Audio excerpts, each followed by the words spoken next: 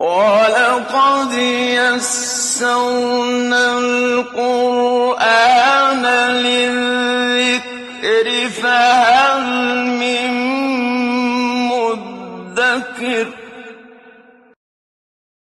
اعوذ باللہ من الشیطان الرجیم بسم اللہ الرحمن الرحیم ولولا فضل اللہ علیک ورحمتہ لہمت طائفة منہم ان یضلوک وما يضلون إلا أنفسهم وما يضرونك من شيء وأنزل الله عليك الكتاب والحكمة وعلمك ما لم تكن تعلم وكان فضل الله عليك عظيما صدق الله العظيم رب اشرح لي صدري ويسر لي أمري واحلل عقدة من لساني يفقهوا قولي اللهم الہمنی رشدی واعذنی من شرور نفسی آمین یا رب العالمین۔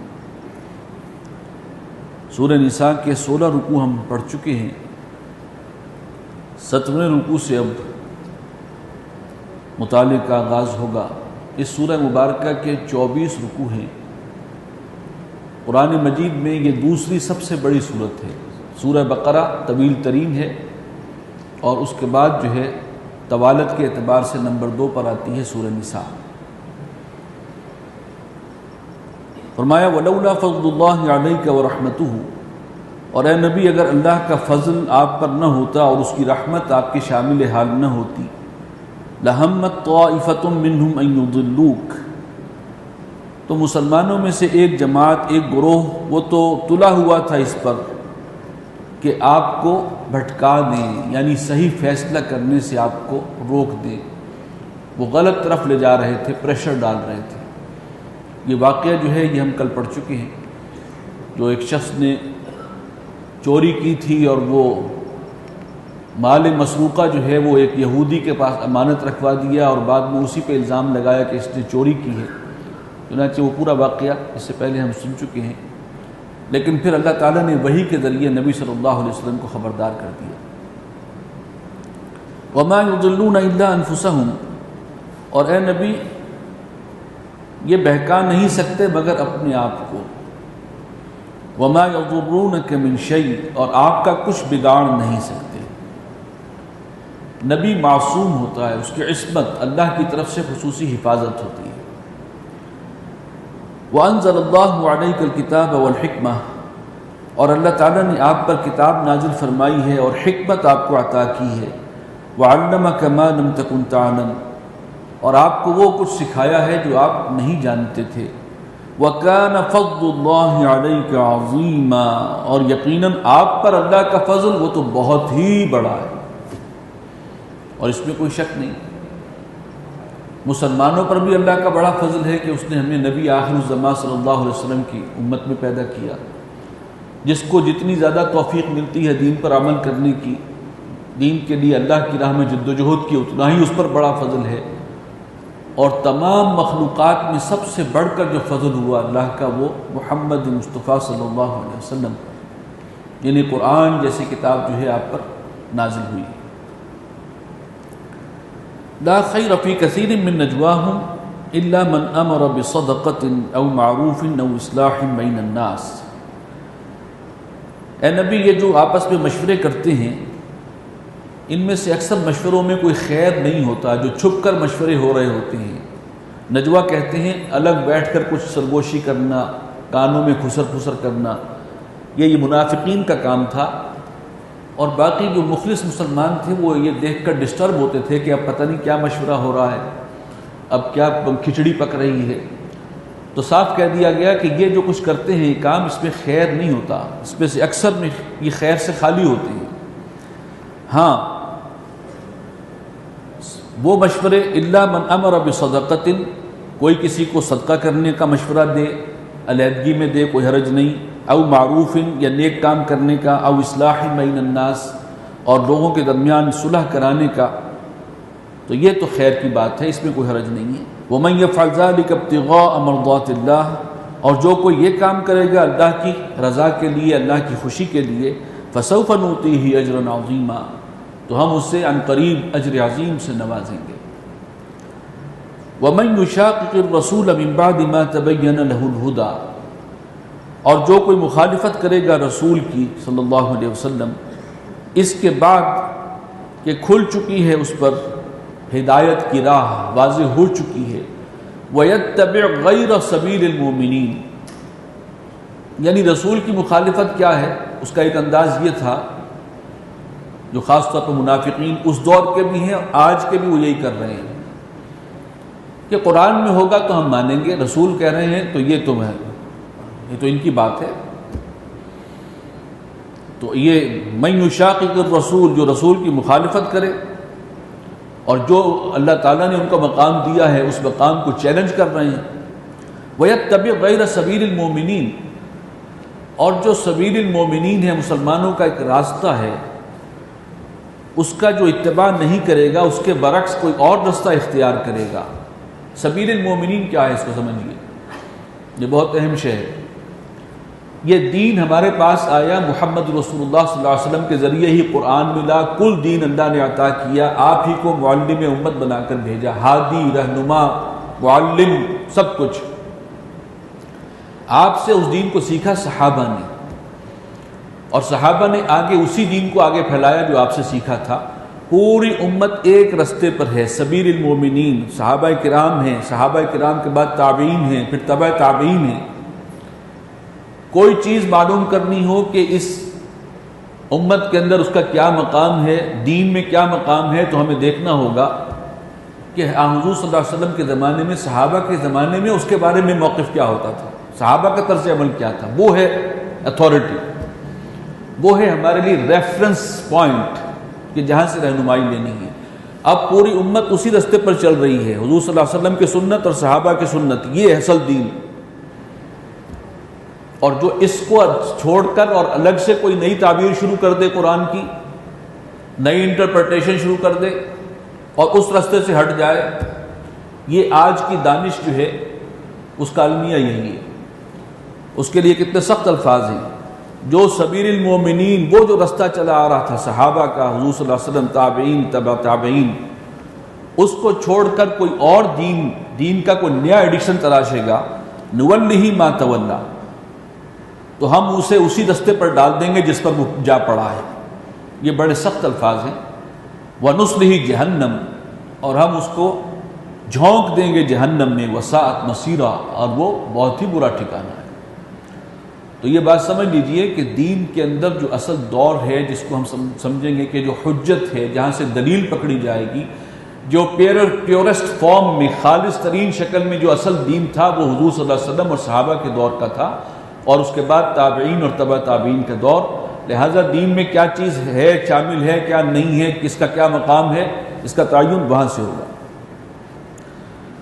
ان اللہ لا یغفر ان یشرک بہ، اللہ تعالیٰ اس کو ہرگز معاف نہیں کرے گا کہ اس کے ساتھ کسی کو شریک کیا جائے۔ شرک وہ گناہ ہے جس کی معافی نہیں ہے، یہ پہلے بھی آ چکا ہے مضمون۔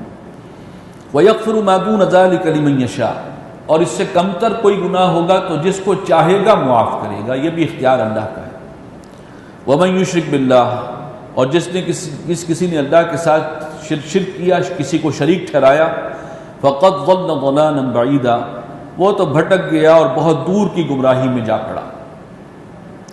إِن يَدْعُونَ مِن دُونِهِ إِلَّا إِنَاثًا، یہ نہیں پکارتے اللہ کے سوا مگر کچھ مؤنث، کچھ عورتوں کو، مؤنث ہستیوں کو۔ مشرکین عرب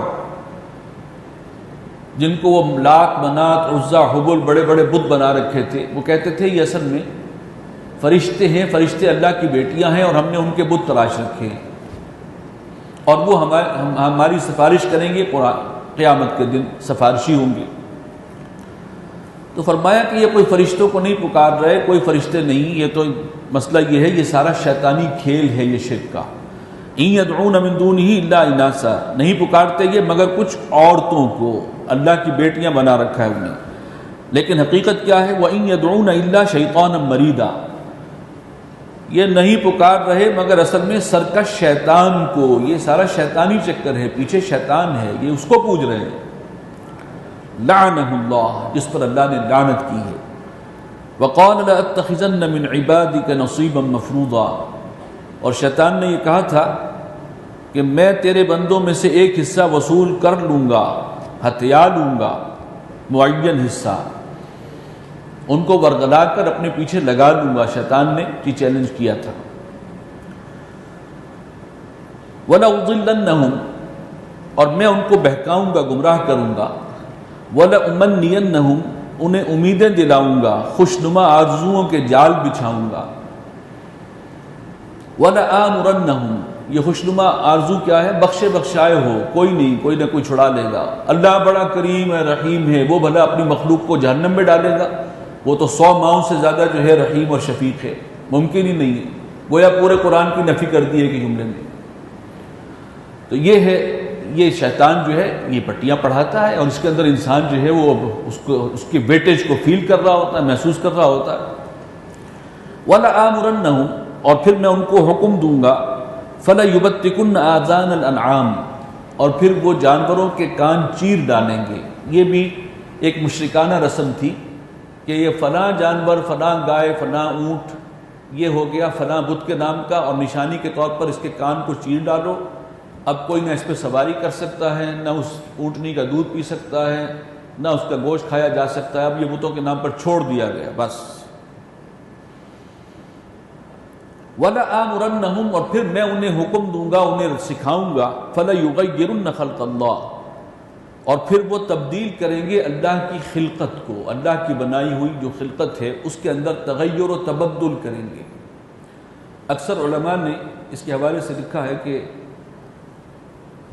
کسی کو خواجہ سرا بنا دینا، جیسے ایک زمانے میں تھا، ایک انسان کو جو ہے وہ خصی کر دیا۔ اب یہ اللہ نے خلقت بنائی ہے، اس کے اندر یہ اس قسم کا تغیر، یہ بھی شیطانی عمل ہے۔ اسی طریقے سے یہ ٹیٹوز کا معاملہ جو ہے، جسم پہ کھدوا کر اور لکھوانا، یہ سارا بھی جو ہے، جو خلقت جو اللہ تعالیٰ نے انسان کو جو حیات دی ہے اس کے اندر آپ تصرف کر رہے ہیں، اس کے ساتھ کھیل رہے ہیں، مینیپولیٹ کر رہے ہیں۔ یہ ہے، بعض نے تو داڑھی مونڈنے کو بھی اس میں شامل کیا ہے۔ اور آج کل جو جینیٹکس انجینئرنگ ہے اس کے اندر جو کچھ ہو رہا ہے وہ تو واقعی لگ رہا ہے کہ اللہ کے جو ایک نظام تخلیق ہے اس کے اندر انسان کی مداخلت جو ہے وہ اب شروع ہو گئی۔ واللہ اعلم۔ وَمَن يَتَّخِذِ الشَّيْطَانَ وَلِيًّا مِن دُونِ اللَّهِ، اور جس کسی نے اللہ کو چھوڑ کر شیطان کو اپنا دوست بنایا، فَقَدْ خَسِرَ خُسْرَانًا مُبِينًا، تو وہ تو جا پڑا دور کے خسارے میں، کھلے خسارے میں، گھاٹے میں جا پڑا۔ یعدہم ویمنیہم، شیطان ان سے وعدے وعید بھی کرتا ہے، انہیں امیدیں بھی دلاتا ہے۔ کچھ نہیں، وہی امیدیں، اللہ معاف کرنے والا ہے۔ وما یعدہم الشیطان الا غرورا، اور جو وعدے بھی شیطان ان کے ساتھ کرتا ہے وہ سب دھوکے اور فریب پر مشتمل ہیں۔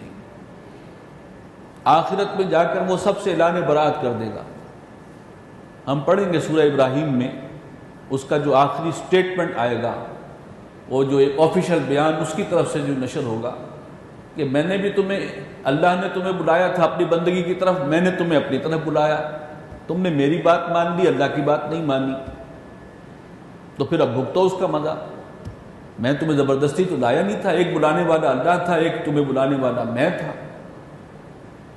تم نے خود اس کو چوائس کیا ہے، لہٰذا اب اپنے آپ کو ملامت کرو، مجھے ملامت نہ کرو۔ اللہ کو چھوڑ کر تم نے مجھ پر اعتبار کیا تو اصل مجرم تو تم ہو۔ جو کائنات کی خالق اور مالک ہستی ہے اس کو چھوڑ کر، اور جسے رب کائنات نے کہا کہ یہ ہے کہ جو اللہ کا سب سے بڑا سرکش اور باغی ہے، اس سرکش اور باغی کے پیچھے تو تم لگے ہو، تو بھگتو۔ لیکن اس وقت وہ امیدوں کے جال بچھاتا ہے، سبز باغ دکھاتا ہے۔ وَمَا يَعِدُهُمُ الشَّيْطَانُ إِلَّا غُرُورًا، اور جو بھی وعدے دیتا ہے شیطان ان کو وہ سب کے سب جھوٹے ہیں، فریب ہیں، دھوکے پر مبنی ہیں۔ أُولَٰئِكَ مَأْوَاهُمْ جَهَنَّمُ، ایسے لوگوں کا ٹھکانہ جہنم ہے۔ وَلَا يَجِدُونَ عَنْهَا مَحِيصًا، اور نہیں پائیں گے وہاں کوئی فرار کی راہ، بچ کر کوئی نکل نہیں سکتا۔ وَالَّذِينَ آمَنُوا وَعَمِلُوا الصَّالِحَاتِ، اس کے برعکس وہ لوگ جو ایمان لائے اور انہوں نے اچھے عمل کیے، سَنُدْخِلُهُمْ جَنَّاتٍ تَجْرِي مِن تَحْتِهَا الْأَنْهَارُ، ان قریب ہم داخل کریں گے انہیں ان باغات میں جن کے دامن میں چشمے رواں ہوں گے۔ کہنے کو تو بڑا دور کا معاملہ لگتا ہے، لیکن وقت گزرتے پتہ بھی نہیں لگتا۔ اور پھر یہ ہے کہ انسان کو جب موت آئے گی تو موت کے بعد دوبارہ اٹھنے میں ایسے ہی اسے محسوس ہوگا کہ ایک وقفہ ہے، نیند کا وقفہ، سوئے ہوئے تھے کسی نے جگا دیا، اور پھر وہ میدان حشر شروع ہو جائے گا۔ تو یہ جو ہے جنت میں داخلہ عن قریب، سندخلہم، بہت جلد ہی ہم ان کو داخل کر دیں گے ان باغات میں جن کے دامن میں چشمے رواں ہیں، خالدین فیہا ابدا، اور وہ رہیں گے انہی میں ہمیشہ۔ وعد اللہ حقا، ایک شیطان تمہیں دھوکے دیتا ہے، جھوٹے وعدے، اللہ کا وعدہ سچا ہے، اور وہ رب کائنات ہے، علی کل شیء قدیر ہے، وہ جو وعدہ کرتا ہے وہ پورا کرنے پر بھی قادر ہے، اور کوئی جو ہے اپنے وعدے کو پورا کرنے پر قادر نہیں ہے اپنے بل پر، کائنات میں کوئی اور ایسا نہیں۔ وَمَنْ أَصْدَقُ مِنَ اللَّهِ قِيلًا، اور اللہ سے بڑھ کر سچی بات کس کی ہو سکتی ہے۔ لَيْسَ بِأَمَانِيِّكُمْ، نہ تو تمہاری تمناؤں اور امیدوں سے کچھ کام بنے گا، وَلَا أَمَانِيِّ أَهْلِ الْكِتَابِ، اور نہ اہل کتاب کی تمناؤں پر کچھ موقوف تھا۔ ان کی بھی تمنائیں تھیں، امانی تھیں کہ لن تمسنا النار الا ایاما معدودہ، اول تو آگ میں ہم میں سے کوئی ڈالا ہی نہیں جائے گا، ہم تو جائیں گے سیدھے جنت میں، کوئی بڑا مجرم ہوگا تو چند دن کے لیے ڈال کے نکال لیا جائے گا۔ یہ امانی ان کی ہیں، تو ان کی بھی تھی، اور اے مسلمانوں تمہاری بھی ہیں۔ تمہاری اس قسم کی جو خواہشات ہیں ان سے بھی کوئی بات نہیں بنے گی، یہ بے بنیاد ہے۔ من یعمل سوءا یجز بہ، سن لو، جس کسی نے بھی برا عمل کیا اس کا بدلہ مل کر رہے گا اسے، ولا یجد لہ من دون اللہ ولیا ولا نصیرا، اور اللہ کے سوا نہیں پاؤ گے تم کسی کو ولی، حمایتی اور نہ ہی مددگار۔ ومن یعمل من الصالحات من ذکر او انثی، اور جو کوئی اچھے عمل کرے خواہ وہ مرد ہو یا عورت، نیک عمل کریں گے تو جزا برابر ملے گی، مرد کو بھی اور عورت کو بھی، اس میں کوئی تفریق نہیں۔ وَهُوَ مُؤْمِنٌ، لیکن نیک کام ساتھ پشت پر ایمان بھی ہو، خلوص بھی ہو۔ فَأُولَٰئِكَ يَدْخُلُونَ الْجَنَّةَ، یہ وہ لوگ ہیں جنہیں اللہ تعالیٰ داخل فرمائیں گے جنت میں، وَلَا يُظْلَمُونَ نَقِيرًا، اور ان کی حق تلفی نہیں ہوگی ذرہ برابر۔ وَمَنْ أَحْسَنُ دِينًا مِّمَّنْ أَسْلَمَ وَجْهَهُ لِلَّهِ، اور اس سے بہتر دین کس کا ہوگا کہ جس نے اپنا سر جھکا دیا، سر تسلیم خم کر دیا اللہ کے سامنے، جو حکم سر آنکھوں پر، ہر معاملے میں تسلیم۔ وَهُوَ مُحْسِنٌ، اور وہ خوب کار ہے، وہ عبادت بھی کرتا ہے، اللہ کی بندگی کرتا ہے، اللہ کے احکامات پر عمل کرتا ہے عمدگی سے، خوبصورتی سے۔ وَاتَّبِعْ مِلَّةَ إِبْرَاهِيمَ حَنِيفًا، اور وہ چلا ہے، اس نے پیروی کی ہے ملت ابراہیمی کی، وہ ابراہیم کو جو بالکل یکسو تھا، وہ واقعی ایک اللہ کا ماننے والا تھا۔ وَاتَّخَذَ اللَّهُ إِبْرَاهِيمَ خَلِيلًا، اور اللہ نے ابراہیم کو بنایا ہے اپنا خلیل، خاص دوست۔ یہ خصوصیت کا مقام ہے جو حضرت ابراہیم کو ملا، ان کا لقب ہے خلیل اللہ، امام الناس بھی ہے، خلیل اللہ بھی ہے۔ وَلِلَّهِ مَا فِي السَّمَاوَاتِ وَمَا فِي الْأَرْضِ، اور سن لو کہ آسمانوں اور زمین میں جو کچھ ہے وہ سب کچھ اللہ کا ہے، اس کی ملکیت ہے۔ وَكَانَ اللَّهُ بِكُلِّ شَيْءٍ مُحِيطًا، اور اللہ نے ہر شے کا احاطہ کر رکھا ہے۔ وَيَسْتَفْتُونَكَ فِي النِّسَاءِ، اور اے نبی آپ سے پوچھتے ہیں، رخصت مانگتے ہیں عورتوں کے بارے میں، عورتوں سے نکاح کے معاملے میں رخصت چاہتے ہیں۔ قُلِ اللَّهُ يُفْتِيكُمْ فِيهِنَّ، کہہ دیجئے کہ اللہ تمہیں اس کی اجازت دیتا ہے۔ یہ اصل میں یہ جو پوچھا جا رہا تھا، رخصت مانگی جا رہی تھی، وہ جو اس صورت کے بالکل شروع میں آیا تھا کہ جس شخص کے زیر کفالت کچھ یتیم بچیاں ہوں، تو عربوں میں عام جو ایک معروف اصول تھا کہ جس سے بھی وہ جو غیر محرم ہیں اس سے وہ شادی کر لیتے تھے، اپنے گھر میں ہی ڈال لیتے تھے یتیم بچیوں کو۔ اس سے روکا گیا کہ اگر تم اس طرح کرو گے تو یتیم بچیوں کے جو حقوق ہیں وہ پامال ہوں گے، تم ان کو مہر بھی ادا نہیں کرو گے اس لیے کہ وہ تمہارے گھر ہیں، کوئی پوچھنے والا نہیں ہے، ان کا کوئی اور کفیل نہیں ہے، لہٰذا ان کے حقوق ادا نہیں کر پاؤ گے تو بہتر یہ ہے کہ یتیم بچیوں کے تو تم کفالت کرو، ان کی ذمہ داری اٹھاؤ، لیکن نکاح ان سے نہ کرو، نکاح اور دوسری عورتوں سے کر لو، مثنیٰ و ثلاث و رباع، یہ ہم پڑھ چکے ہیں۔ لیکن بعض کیسز میں ایسا ہوتا تھا کہ جس شخص کے زیر کفالت یتیم کچھ بچیاں یا عورتیں ہیں تو اس کی بہت اور اعتبارات سے بھی مصلحت یہی بہتر بنتی تھی، ایکویشن یہی صحیح بنتی تھی کہ وہ شخص خود ہی ایسی عورت سے یا ایسی بچی سے نکاح کر لے، اس میں بہت سی سہولتیں دونوں کے لیے بنتی تھی۔ تو یہی تھا کہ کیا اس کی رخصت ہے یا کوئی شخص اپنی زیر کفالت یتیم بچی یا عورت سے نکاح کر سکتا ہے؟ اس آیت کی روح سے تو معلوم ہو رہا تھا کہ وہ بالکل اس کی اجازت نہیں ہے۔ اب پوچھا گیا کہ اس کی اجازت ہے یا بالکل پابندی ہے؟ فرمایا کہ قل اللہ یفتیکم فیہن، ٹھیک ہے ایسے حالات ہو سکتے ہیں کہ یتیم بچی سے شادی کرنا ہی مصلحت کے مطابق ہو تو اللہ تعالیٰ تمہیں رخصت دیتا ہے، اجازت دیتا ہے، اس میں ممانعت نہیں ہے۔ مقصود کیا تھا؟ یتیموں کے حقوق پامال نہ ہو، بس اس کا خیال رکھا جائے۔ وما یتلی علیکم فی الکتاب، اور جو کچھ تمہیں پڑھ کر سنایا گیا کتاب میں سے جو پہلے حکم نازل ہو چکا ہے، فی یتامی النساء، وہ یتیم عورتوں کے بارے میں ہے، اللاتی لا تؤتوہن ما کتب لہن، جن سے تم شادی کر کے ان کو ان کے مہر ادا نہیں کرتے، تو یہ تو ویسے ہی میرے زیر سرپرستی ہیں، ان کے حقوق ادا نہیں کرتے۔ وَتَرْغَبُونَ أَن تَنكِحُوهُنَّ، اور چاہتے ہو کہ ان کے نکاح میں لاؤ۔ وَالْمُسْتَضْعَفِينَ مِنَ الْوِلْدَانِ، اور جو اولین حکم تھا وہ ناتواں اور بے سہارا بچوں کے بارے میں تھا۔ وَأَن تَقُومُوا لِلْيَتَامَى بِالْقِسْطِ، اور یہ کہ اصل بات یہ ہے کہ تم یتیموں کے معاملے میں عدل و انصاف پر قائم رہو، اصل مطلوب یہ ہے۔ وَمَا تَفْعَلُوا مِنْ خَيْرٍ فَإِنَّ اللَّهَ كَانَ بِهِ عَلِيمًا، اور جو خیر کا کام بھی تم کرو گے تو جان لو کہ اللہ تعالیٰ اس سے واقف ہے، اس کا جاننے والا ہے۔ وَإِنِ امْرَأَةٌ خَافَتْ مِنْ بَعْلِهَا نُشُوزًا أَوْ إِعْرَاضًا، دیکھیے خانگی معاملات، میاں بیوی کے معاملات، ایک گھر کے اندر کا ماحول، اس کو قرآن بار بار ایڈریس کر رہا ہے، اہمیت دے رہا ہے۔ وَإِنِ امْرَأَةٌ خَافَتْ مِنْ بَعْلِهَا نُشُوزًا، اگر کوئی عورت جو ہے اندیشہ رکھے اپنے خاوند سے کج ادائی کا، یہ خاوند جو ہے اس کی جو ہے وہ اس سے بات بات پر الجھ رہا ہے، اس سے خوش نہیں ہے، او اعراضاً، یا یہ کہ اس کا گویا دل بھر گیا ہے، اس کی اب توجہ نہیں رہی بیوی کی طرف، فلا جناح علیہما ان یصلحا بینہما صلحا، تو کوئی گناہ نہیں اس معاملے میں ان دونوں پر کہ وہ آپس میں کسی بھی طرح کی صلح کر لیں۔ والصلح خیر، اور صلح جو ہے وہ تو خوب چیز ہے، وہی مطلوب ہے۔ تو اگر کچھ لے دے کر، اور اس کی شکل کیا ہوگی؟ جو امکانی شکلیں ہو سکتی تھی کہ بیوی شوہر کو خوش کرنے کے لیے کہہ دے کہ میں اپنے مہر میں سے اتنا حصہ چھوڑتی ہوں، یا فلاں چیز میری ملکیت میں ہے، میں اس میں تمہیں شامل کر رہی ہوں۔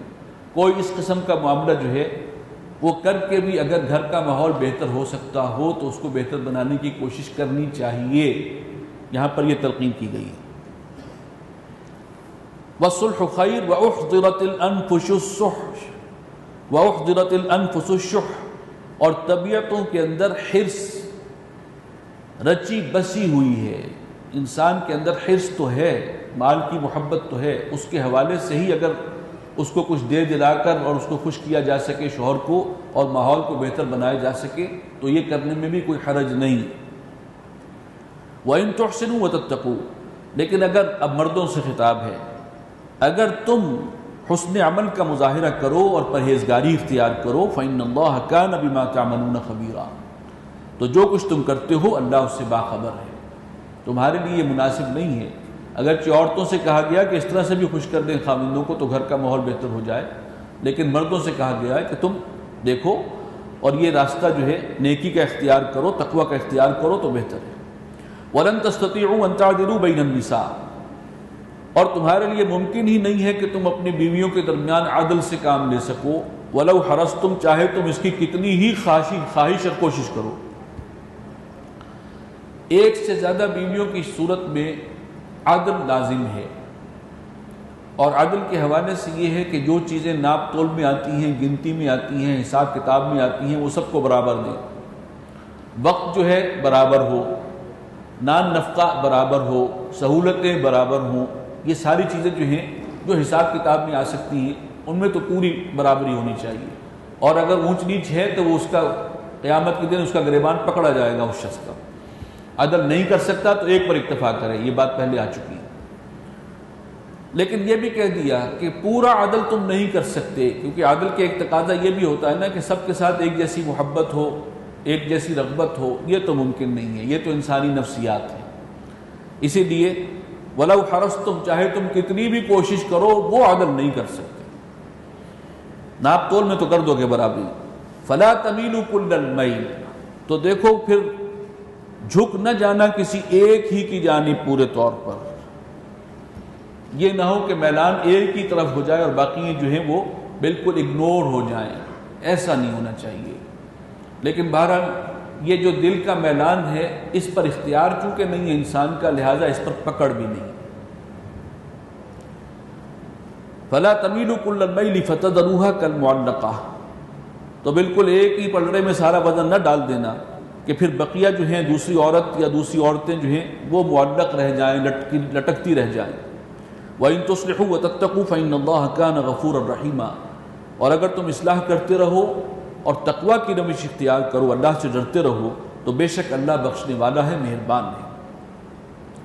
وَإِن يَتَفَرَّقَا يُغْنِ اللَّهُ كُلًّا مِّن سَعَتِهِ، اور اگر وہ دونوں جدا ہو جائیں، یعنی سارے جتن کرنے کے بعد بھی ماحول ٹھیک نہیں ہو رہا، نب نہیں رہی، روز کی لڑائیاں ہیں، ماحول خراب ہے، تو کیا ہے پھر آخری راستہ کیا ہے؟ طلاق ہے۔ اس طلاق کو بھی جس طرح سے ہم نے گالی سمجھا ہوا ہے اس طرح سے یہاں پر گالی نہیں بنایا گیا،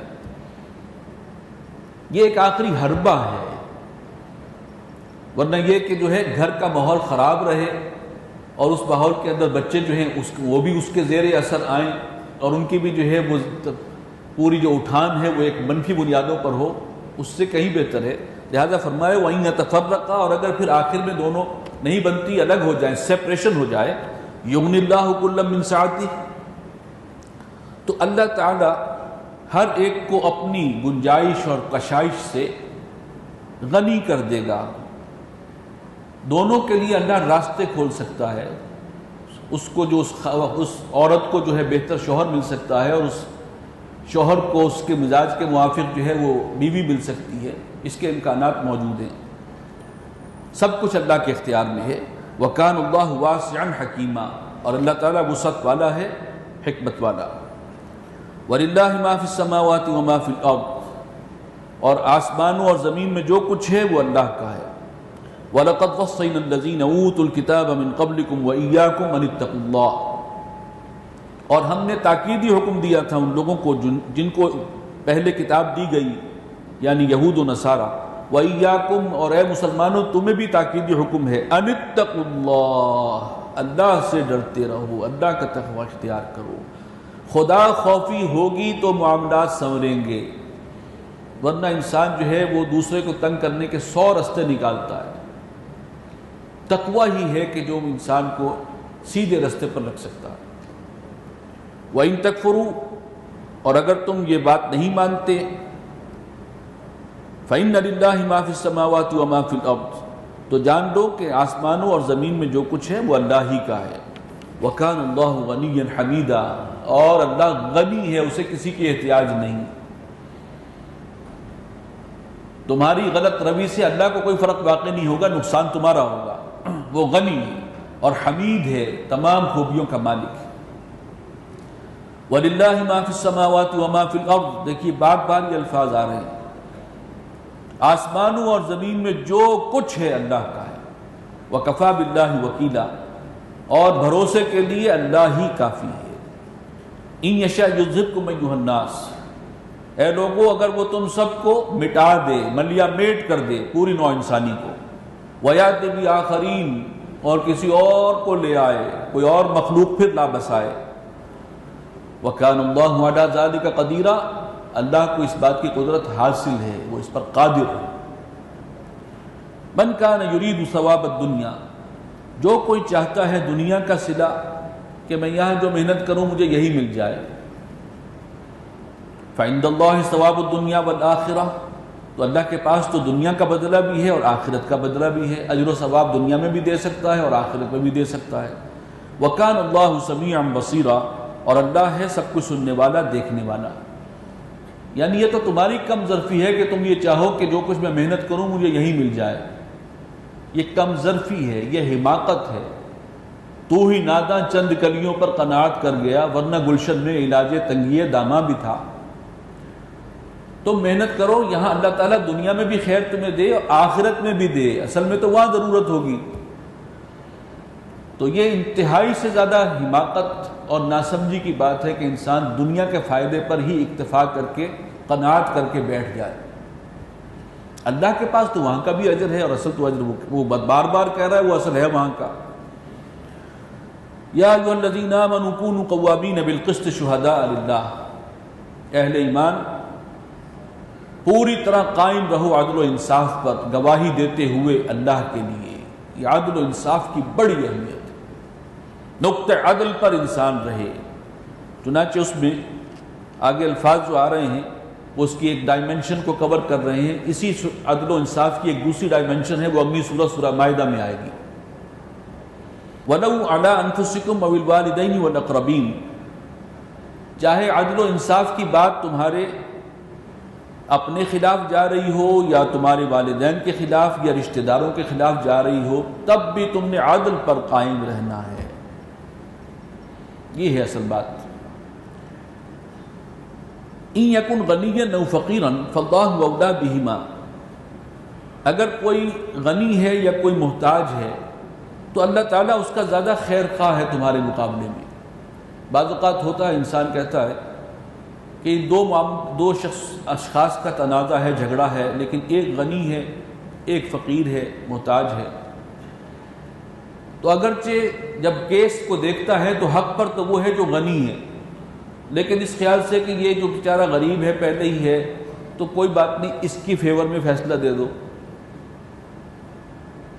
عدل کا تقاضا اس کا جا رہا ہے کہ وہ جو غنی شخص تھا وہ صحیح عدل پر تھا، وہ ہے جو حق پر ہے۔ انصاف کہتا ہے کہ حق کو حق بتایا جائے، لیکن آپ اس کے خیال میں غریب کے ہم نوا بن کر، ہمدرد بن کر عدل کے خلاف فیصلہ دیں، یہ اللہ کو قبول نہیں ہے۔ کوئی غنی یا فقیر ہے، اس کا معاملہ اللہ پر چھوڑو، اللہ ان کا بہتر جو ہے جاننے والا بھی ہے اور ان کو بہتر سنبھالنے والا بھی ہے۔ تم نے راہ عدل پر پورے طور پر، نقطہ عدل پر قائم ہے۔ فَلَا تَتَّبِعُوا الْهَوَىٰ أَن تَعْدِلُوا، تو دیکھو خواہشات کی پیروی نہ کیا کرو، اپنی خواہشات کی عدل و انصاف کے معاملے میں۔ وَإِن تَلْوُوا أَوْ تُعْرِضُوا، اور اگر تم کچھ زبان کو مروڑ کر فیصلہ دیتے ہوئے کچھ کجمج بات کر دی تاکہ جو ہے وہ جو اپنی خواہش ہے اس کے مطابق ہو جائے، او تعرضوا، یا کچھ حق کو چھپا لیا، کچھ کو بچا لیا، فإن اللہ کان بما تعملون خبیرا، تو جو کچھ تم کرتے ہو اللہ اس سے باخبر ہے۔ یا ایھا الذین آمنوا آمنوا باللہ ورسولہ، یہاں پر خطاب خاص طور پر مجھ سے اور آپ سے۔ یا ایھا الذین آمنوا، اہل ایمان، اے مسلمانوں جنہیں موروثی طور پر اسلام مل گیا ہے، جنہیں اسلام کی قدر و قیمت کا اندازہ ہی نہیں ہے، کیا کرو؟ آمنوا باللہ ورسولہ، ایمان لاؤ، یقین والا ایمان لاؤ اللہ پر اور اس کے رسول پر، والکتاب الذی نزل علی رسولہ، اور اس کتاب پر جو اس نے بڑے اہتمام سے نازل فرمائی ہے اپنے رسول پر، والکتاب الذی انزل من قبل، اور اس کتاب پر بھی کہ جو اس نے نازل فرمائی تھی اس سے پہلے، ومن یکفر باللہ وملائکتہ، اور جو یقین نہ رکھے، یہاں دیکھیں خطاب بھی اہل ایمان سے، اہل ایمان ایمان لاؤ، یعنی ایک ایمان کا درجہ وہ ہے کہ کلمہ شہادت پڑھ لیا، زبانی کلامی قانونی طور پر مسلمان ہے،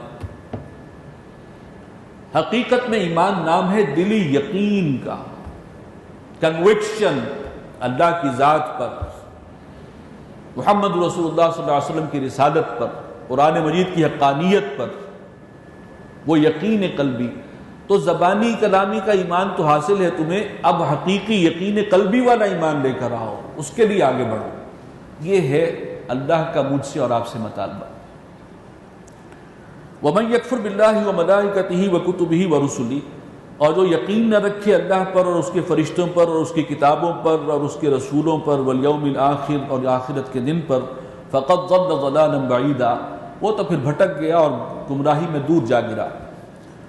إِنَّ الَّذِينَ آمَنُوا ثُمَّ كَفَرُوا، بے شک وہ لوگ جو ایمان لائے اور پھر انہوں نے کفر کیا، ثم آمنوا ثم کفروا، پھر ایمان لائے اور پھر کفر کیا۔ یہ کفر جو ہے یہ معنوی ہے، یہ باطنی ہے۔ منافقین جس صورتحال سے گزر رہے تھے اور ان کی جو اندر کی کیفیت تھی، اصل میں یہ اس کا اظہار ہے۔ ایمان لائے، حضور صلی اللہ علیہ وسلم کی رسالت دل نے گواہی دے دی، لیکن اس کے بعد دنیا کی محبت، مال کی محبت وہ پاؤں کی بیڑی بن گئی۔ اب دین کے تقاضے پورے نہیں کر رہے، رسول کی بات نہیں مان رہے۔ اب یہ ایک اعتبار سے کفر ہے، جب رسول کی بات نہیں مانی، زبان سے کہتے ہیں مسلمان ہیں، عملاً رسول کی بات نہیں مان رہے۔ کلمہ پڑھ رہے ہیں لہذا مسلمانوں کی صفوں میں شامل رکھا جائے گا، اندر اب نفاق آ رہا ہے، چنانچہ نفاق آہستہ آہستہ قدم جما رہا ہے۔ تو ایمان لائے پھر کفر کیا ہے باطنی طور پر، اس دین کے عملی تقاضوں کو پورا نہیں کیا لہذا وہ پیچھے ہو گئے، ایمان میں پیچھے چلے گئے۔ پھر کسی نے ہمت دلائی یا پھر قرآن پڑھا یا درس قرآن ہوا اور پھر کچھ ہمت بنی، پھر آگے بڑھے۔ ثم آمنوا ثم کفروا، پھر دنیا کے مسائل آ گئے، اس کے اندر الجھ کر رہ گئے، دنیا کی محبت پھر جو ہے پاؤں کی بیڑی بن گئی۔ ثم ازدادوا کفرا، پھر وہ کفر میں، دنیا داری میں ہی آگے بڑھتے چلے گئے۔ یہ ہے سفر اصل میں ایمان سے نفاق تک کا۔ لم یکن اللہ لیغفر لہم، ایسے لوگوں کو اللہ بخشنے والا نہیں ہے، ولا لیہدیہم سبیلا، اور انہیں پھر نہیں دکھائے گا وہ راستہ، سیدھا راستہ، یعنی صراط مستقیم۔ بشر المنافقین بان لہم عذابا علیما، اے نبی اب دیکھیے قرآن مجید میں بھی طنز ہے، ان منافقین کو خوشخبری سنا دیجئے کہ ان کے لیے دردناک عذاب ہے۔ اور یہ منافق کون تھے؟ بار بار آ کر آپ کے حضور قسمیں کھا کر کہتے تھے ہمیں یقین ہے آپ اللہ کے رسول ہیں، آپ سچے رسول ہیں، ہم گواہی دیتے ہیں، لیکن دوستیاں کن کے ساتھ ہیں؟ اللہ کے دشمنوں کے ساتھ۔ اور جب دین کا کوئی اہم تقاضا، سخت تقاضا سامنے آیا، بہانے کر کے پیچھے ہو گئے۔ یہ طرز عمل، وہ جو ہر باد آباد والی کیفیت ہونی چاہیے جو اللہ چاہتا ہے۔ ایمان لائے ہو تو پورے داخل ہے، ادخلوا فی السلم کافہ، اسلام میں، دین میں، اطاعت میں پورے کے پورے داخل ہو، تقاضا تو رب کا ہی ہے۔ تو بہرحال اب بشر المنافقین، ایسے منافقین جو ہیں ان کو بشارت دے دیجئے، بأن لہم عذابا علیما، ان کے لیے دردناک عذاب ہے۔ الذین یتخذون الکافرین اولیاء من دون المؤمنین، ایسے منافقین کی علامت پہلی کون سی ہے کہ یہ وہ لوگ ہیں جو مسلمانوں کو چھوڑ کر کافروں کو اپنا دوست بناتے ہیں، ولی بناتے ہیں، ساتھی بناتے ہیں۔ نشانیاں پڑھتے جائیے اور اپلائی کرتے جائیے، دیکھتے جائیے کہ ہم کہاں کھڑے ہیں قومی اعتبار سے۔ ایبتغون عندہم العزہ، یہ جو بھاگ کر جاتے ہیں یہودیوں کے پاس، طاغوتی قوتوں کے پاس، اسلام دشمن طاقتوں کے پاس، تو کیا یہ وہاں سے تلاش کر رہے ہیں کہ انہیں وہاں سے عزت مل جائے گی، قوت ملے گی، اسٹرینتھ حاصل ہوگی؟ فَإِنَّ الْعِزَّةَ لِلَّهِ جَمِيعًا، جان لو کہ عزت تو کل کی کل اللہ کے لیے۔ اور آپ دیکھیں ہمارے ہاں کوئی بھی حکومت میں جو بھی آتا ہے، سب سے پہلا اس کی جو خواہش ہوتی ہے کہ اس کو امریکہ کا ایک وزٹ سرکاری جو ہے وہ کسی طرح آفر ہو جائے، اولین خواہش جو بھی آئے گا برسر اقتدار۔ اور پھر یہ ہے کہ وہاں کے امریکہ کی گڈ بکس میں رہوں، واشنگٹن کو قبلہ بنایا جاتا ہے، پھر بھاگ دوڑ ادھر کی ہوتی ہے۔ ایبتغون عندہم العزہ فإن العزۃ للہ جمیعا وقد نزل علیکم فی الکتاب، اور اللہ تعالیٰ اپنی کتاب میں یہ بات نازل کر چکا ہے تمہارے بارے میں، تم پر، ان اذا سمعتم آیات اللہ یکفر بہا ویستہزأ بہا، کہ جب بھی تم سنو کسی محفل میں تم یہ بات سنو کہ اللہ کی آیات کا کفر کیا جا رہا ہو یا اللہ کی آیات کو مذاق کا نشانہ بنایا جا رہا ہو، فلا تقعدوا معہم، تو ایسے لوگوں کے ساتھ مت بیٹھو۔ حتی یخوضوا فی حدیث غیرہ، یہاں تک کہ وہ کسی اور موضوع پر گفتگو کریں اور مشغول ہو جائیں کسی اور بات میں۔ اسلام دین کی غیرت اس کی اجازت نہیں دیتی کہ جس محفل کے اندر اس قسم کی باتیں ہو رہی ہوں، اللہ کا کفر کیا جا رہا ہو مختلف طریقوں سے، بڑے سٹل طریقے سے بھی ہوتا ہے، اور آیات قرآنی کا استہزاء کیا جا رہا ہو، اور جو ہماری ٹاپ انٹلیکچوئلز ہیں اور ایلیٹ کلاس ہے وہاں پر اس چیز کو تو بڑا فن سمجھا جاتا ہے، ان چیزوں کو بڑے کنائے کی رمزیہ انداز میں، اشارے کنائے میں ایسے جملے کہے جاتے ہیں جو ہٹ کر رہے ہوتے ہیں اصل میں قرآن مجید کو اور دین کو، دین اسلام کو۔ تو ان کے قریب پھر وہاں پر بیٹھنا تمہارے لیے ممنوع ہے، حتی یخوضوا فی حدیث غیرہ، یہاں تک کہ پھر موضوع بدل جائے، وہ کسی اور بات میں مشغول ہو جائیں۔ انکم اذا مثلہم، نہیں تو تم بھی ان جیسے ہو جاؤ گے، خربوزے کو دیکھ کر خربوزہ رنگ پکڑے گا، یہ اصول ہے۔ ان اللہ جامع المنافقین والکافرین فی جہنم جمیعا، بے شک اللہ تعالی منافقین کو اور کافرین کو اکٹھا کر دے گا جہنم میں۔ اس وقت دنیا میں منافقین آ کے حضور کے پاس بیٹھتے ہیں، آپ کے پیچھے نمازیں پڑھتے ہیں، انجام ان کا کفار کے ساتھ ہونا ہے، جہنم میں یہ اکٹھے ہوں گے۔ الذین یتربصون بکم، یہ وہ لوگ ہیں جو تمہارے بارے میں منتظر ہیں، طاق میں ہیں، انتظار میں ہیں کہ ابھی کفر و حق و باطل کا مارکا چل رہا ہے، آخری فتح کس کو ہونی ہے، ابھی اس کا انتظار ہے۔ فَإِن كَانَ لَكُمْ فَتْحٌ مِّنَ اللَّهِ، تو اگر تو تمہیں اللہ کی طرف سے فتح ملے کسی مارکے میں، قَالُوا أَلَمْ نَكُن مَّعَكُمْ، تو یہ بڑے اپنائیت سے کہیں گے کہ کیا ہم تمہارے ساتھ نہیں تھے۔ وَإِن كَانَ لِلْكَافِرِينَ نَصِيبٌ، اور اگر کافروں کی جیت ہو جائے، ان کو فتح نصیب ہو جائے، قَالُوا أَلَمْ نَسْتَحْوِذْ عَلَيْكُمْ وَنَمْنَعْكُمْ مِنَ الْمُؤْمِنِينَ، تو ان کفار کے پاس جا کر یہ کہیں گے کہ کیا ہم نے تمہیں گھیر نہیں لیا تھا، اپنی حفاظت میں نہیں لے لیا تھا، اور مسلمانوں سے ہم نے تمہیں بچایا، تبھی تمہیں یہ جو ہے فتح حاصل ہوئی ہے۔ یہ ہے ان کی مینٹیلٹی۔ فاللہ یحکم بینکم یوم القیامہ، اللہ فیصلہ کرے گا تمہارے درمیان قیامت کے دن۔ وَلَن يَجْعَلَ اللَّهُ لِلْكَافِرِينَ عَلَى الْمُؤْمِنِينَ سَبِيلًا، اور اللہ نہیں دے گا کافروں کو اہل ایمان پر کوئی اختیار۔ ان المنافقین یخادعون اللہ وہو خادعہم، منافقین کا تذکرہ چل رہا ہے اور یہ بہت اہم موضوع ہے، اور اس کو یہ نہ سمجھیے کہ یہ کوئی اور مخلوق ہے، یہ مسلمانوں میں سے ہی ہوتے ہیں، اور آپ نے ابھی دیکھ لیا ان کی علامات کیا ہیں، وہ بھی سامنے آ گئی ہیں۔ ان المنافقین یخادعون اللہ، بے شک یہ منافقین دھوکہ دینے کی کوشش کرتے ہیں اللہ کو، وَهُوَ خَادِعُهُمْ، حالانکہ دھوکہ تو اللہ انہیں دے رہا ہے۔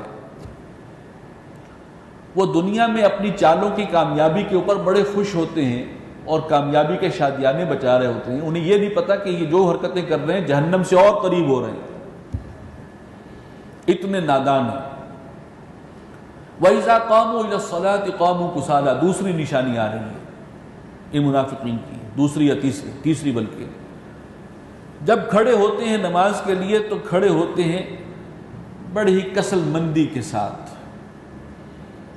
اس وقت مجبوری یہ تھی، آج کل تو سہولت ہے، نماز نہ بھی پڑھیں تو مسلمانی میں کوئی فرق واقع نہیں ہوتا، آپ مسلمانوں کے لیڈر رہیں گے۔ ہمارے جو سیاسی بڑے بڑے لیڈرز ہیں ان میں سے کتنے ہیں جو نماز پڑھتے ہیں، مجھے کچھ کہنے کی ضرورت نہیں ہے۔ لیکن اس دور میں منافقین کا پرابلم یہ تھا کہ اگر نفاق نہیں پڑھتے تو پھر اگر نماز نہیں پڑھیں گے تو مسلمان سمجھے ہی نہیں جائیں گے، ممکن ہی نہیں تھا کہ کوئی شخص جو ہے وہ مسلمان ہو اور نماز نہ پڑھے۔ نماز نہ پڑھنے والا اس کا مطلب ہے کہ گیا اسلام سے، لہٰذا پڑھنی پڑتی تھی انہیں اپنے اسلام کو برقرار رکھنے کے لیے لوگوں کی نظروں میں، لیکن بڑے ہی کسل مندی کے ساتھ آتے تھے۔ یراؤن الناس، محض لوگوں کو دکھانے کے لیے، اب اس کی بھی ضرورت نہیں رہی۔ ولا یذکرون اللہ الا قلیلا، اور اللہ کا نام نہیں لیتے مگر بہت کم۔ بڑے بڑے دعوے ہوں گے، یہ کریں گے وہ کریں گے، کہیں انشاءاللہ، کہیں ماشاءاللہ، کہیں اللہ کا ذکر، اللہ کی توفیق، اللہ کی حکمت، اللہ کی مدد، اس کا کہیں ذکر نہیں آئے گا الفاظ زبان پر۔ مذبذبین بین ذالک، یہ معلق ہیں اسلام اور کفر کے درمیان۔ لا الہ الا ولا الہ الا، نہ اس طرف ہیں پوری طرح نہ اس طرف ہیں دوسری طرف ہیں، نہ ادھر کے ہیں نہ ادھر کے ہیں۔ وَمَن يُضْلِلِ اللَّهُ فَلَن تَجِدَ لَهُ سَبِيلًا، اور جسے اللہ تعالیٰ ہی گمراہ کر دے تو تم نہیں پاؤ گے اس کے لیے کوئی راستہ۔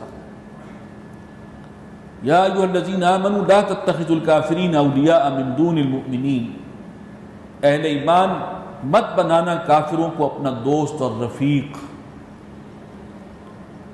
سچے اہل ایمان کو چھوڑ کر، مومنین کو چھوڑ کر کافروں کو اپنا دوست ہرگز مت بنانا۔ اتریدون ان تجعلوا للہ علیکم سلطانا مبینا، کیا تم چاہتے ہو کہ اپنے اوپر اللہ کا صریح الزام لے لو، یعنی اللہ تعالیٰ کے قانون کی زد میں آ جاؤ عذاب کے ایسی حرکت کر کے؟ ان المنافقین فی الدرک الاسفل من النار، بے شک منافقین دوزخ کے سب سے نچلے طبقے میں ہوں گے۔ وَلَن تَجِدَ لَهُمْ نَصِيرًا، اور تم نہیں پاؤ گے ان کے لیے کوئی مددگار۔ پہلے آیا تھا کہ جہنم میں دونوں اکٹھے ہو جائیں گے، منافقین بھی اور کافر بھی۔ دنیا میں یہ مسلمانوں کے صفوں میں گھومتے ہیں، آخرت میں انجام ان کا کفار کے ساتھ ہونا ہے۔ اور اب بات آئی کہ وہاں پہ جہنم کے بھی سب سے نچلے طبقے میں، جہاں عذاب سب سے زیادہ شدید ہے، وہاں جھونکے جائیں گے۔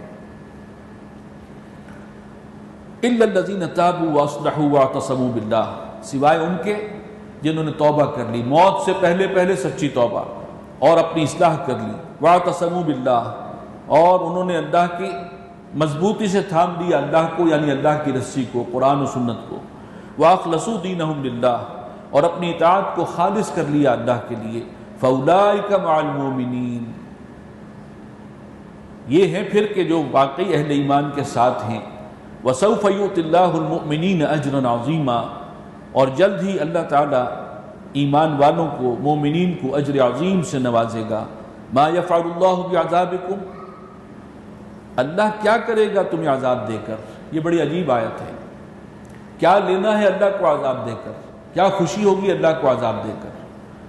ان شکرتم وآمنتم، اگر تم اس کا حق مانو، شکر ادا کرو، حق مانو، وہ رب ہے، واقعی رب ہے، تم سے یہ تقاضا ہے، وہ مالک ہے، اس کو مالک سمجھو، تم بندے ہو، بندے کی حیثیت سے تم وقت گزارو، تم واقعی بندے ہو، تمہارے پاس کوئی اختیار نہیں ہے۔ ہاں تمہیں آزمانے کے لیے اللہ نے کچھ اختیار دیا ہے، اس کا جس طرح سے تم استعمال کر رہے ہو تو تم اپنی عاقبت خود برباد کر رہے ہو، ورنہ اللہ تعالیٰ تو نہیں چاہتا کہ عذاب دے۔ ان شکرتم، اگر تم اس کا شکر حق مانو، اس کے شکر بجا لاؤ، وآمنتم، اور اس پر یقین رکھو، وہ کائنات کی سب سے بڑی حقیقت ہے، اس کا انکار کر کے تم اپنے پاؤں پر کلہاڑی چلا رہے ہو، یہ سب سے بڑی حماقت ہے، لہذا حق بات مان لو۔ وَكَانَ اللَّهُ شَاكِرًا عَلِيمًا، اور اللہ تعالیٰ بہت ہے شاکر ہے، یعنی قدردان ہے، کوئی نیک کام کرے تو اس کی قدر افزائی کرتا ہے، علیمہ صاحب علم ہے۔ لا يحب اللہ الجہر بالسوء من القول الا من ظلم، یہاں سے چھٹے پارے کا آغاز ہو رہا ہے۔ اللہ تعالیٰ کسی کی بری بات کو پسند نہیں کرتا، کوئی اگر بد کلامی کرے، کوئی ایسی زبان سے ناروا الفاظ نکالے، اللہ کو پسند نہیں ہے۔ بالسوء من القول الا من ظلم، مگر یہ کہ کسی پر ظلم ہوا ہو، جو مظلوم ہے وہ اگر چیخ پکار کرتا ہے اور ظالم کے خلاف کو بد دعا وغیرہ دے رہا ہے تو وہ گوارا ہے، ورنہ کوئی غلط بات، کسی کی غیبت کرنا، کسی کی برائی بیان کرنا اللہ کو پسند نہیں ہے ہرگز، سوائے مظلوم کے۔ مظلوم کے ساتھ جو ظلم و زیادتی ہوئی ہے وہ اس پر واویلا کرے تو یہ اللہ کے ہاں گوارا ہے۔ وَكَانَ اللَّهُ سَمِيعًا عَلِيمًا، اور اللہ سب کو سننے والا ہے، جاننے والا۔ ان تبدو خیرا او تخفوہ او تعفو عن سوء، اگر تم کھول کر کرو گے کوئی بھلائی، واضح کر کے سب کے سامنے، یا اس کو چھپا کر کرو گے نیک کام کو، او تعفو عن سوء، یا درگزر کرو گے کسی برائی سے، کنارہ کشی کرو گے، فإن اللہ کان عفوا قدیرا، تو بے شک اللہ بخشنے والا ہے، معاف فرمانے والا اور بڑی قدرت والا ہے۔ بارک اللہ لی ولکم فی القرآن العظیم ونفعنی وإیاکم بالآیات والذکر الحکیم۔